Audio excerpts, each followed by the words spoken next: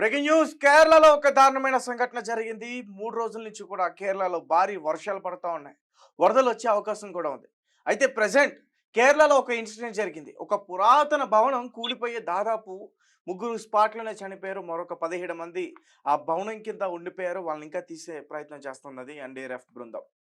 అయితే దీనికి సంబంధించి ఇంకా సమాచారం ఇంకా బయటికి రావాల్సి ఉంది. అయితే ముఖ్యంగా కేరళకు సంబంధించి కొడోకర అనే ఒక పంచాయతీలో జరిగిన సంఘటన ఇది. అయితే అక్కడ చనిపోయిన వాళ్ళందరూ కూడా వలస కార్మికులు. ఉత్తరప్రదేశ్ నుంచి పాపం వలసకి కేరళకి రావడం జరిగింది పనులు చేసుకోవడం కోసం. సో అక్కడ ఈ వర్షాల కారణంగా అందులో తలదాచుకున్నారు పాపం వాళ్ళకి తెలియక. ఆ పురాతనకు సంబంధించిన ఆ భవనం కూడా అది కూలిపోయింది. సో ఒక్కసారిగా వారందరూ కూడా అందులో చిక్కుకుపోయారు. మరికొంతమంది బలమైన ఏ అయితే గోడలు ఉన్నాయో వారి మీద పడి వాళ్ళ స్పాట్లోనే చనిపోవడం జరిగింది.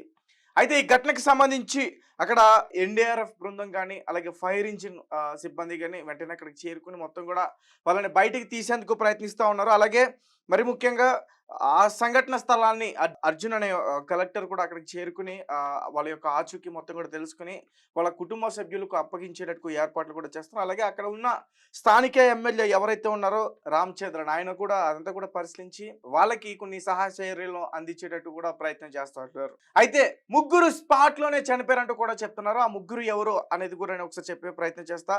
అయితే ముగ్గురు కూడా చిన్నపిల్లలే ఉన్నారు, చిన్న ఏజ్ వాళ్ళే ఉన్నారు. రూపేల్ అలాగే తనకి 21 సంవత్సరాలు, అలాగే రాహుల్ 19 సంవత్సరాలు, అలాగే అలీం తనకి 30 సంవత్సరాలు. సో వీరు ముగ్గురు స్పాట్లోనే చనిపోయారు. మరికొంతమంది ఇంకా భవనం కింద ఉండిపోయారు. దాదాపు 17 మంది వరకు కూడా ఇంకా ఉన్నారు.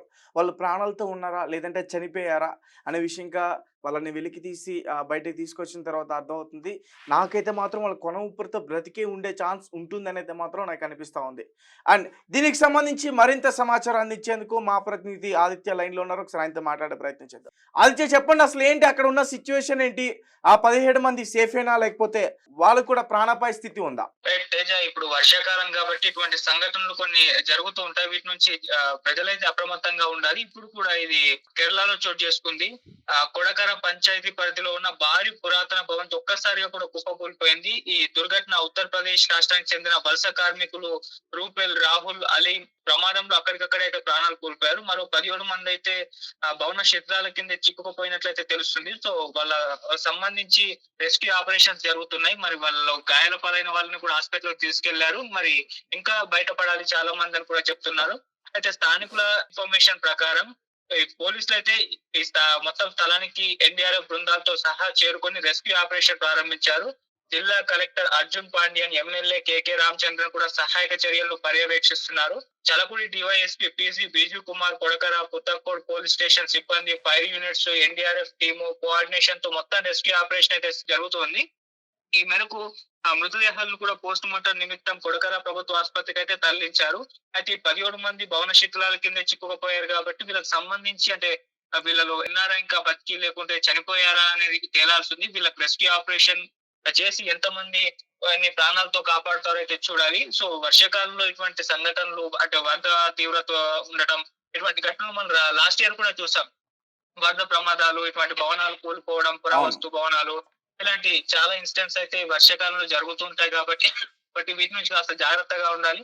ప్రభుత్వం కూడా వీటిపైన కాస్త శ్రద్ధ చూపాలని చెప్పేసి నెటిజన్స్ కూడా కోరుకుంటున్నారు. సో గైస్, కేరళలో జరిగిన ఈ దారుణమైన ఘటన ఏదైతే ఆ స్పాట్ లో ముగ్గురు వ్యక్తులు కూడా చనిపోయారు. వాళ్ళందరూ కూడా చిన్న వయసు కలిగిన వారే.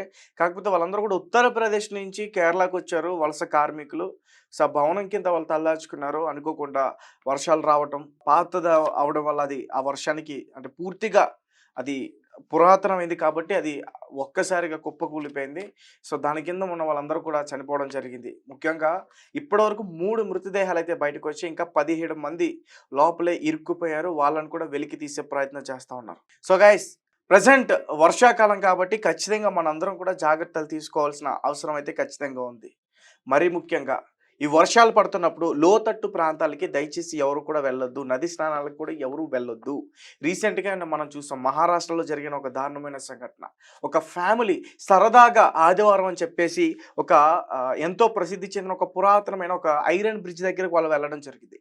అయితే దానిపైన అందరూ ఒక్కసారిగా ఎక్కువ మంది రావడం వల్ల అది ఒక్కసారిగా కుప్పకు కూలిపోయి ఆ నదిలో చాలామంది కూడా కొట్టుకొని వెళ్ళిపోయారు.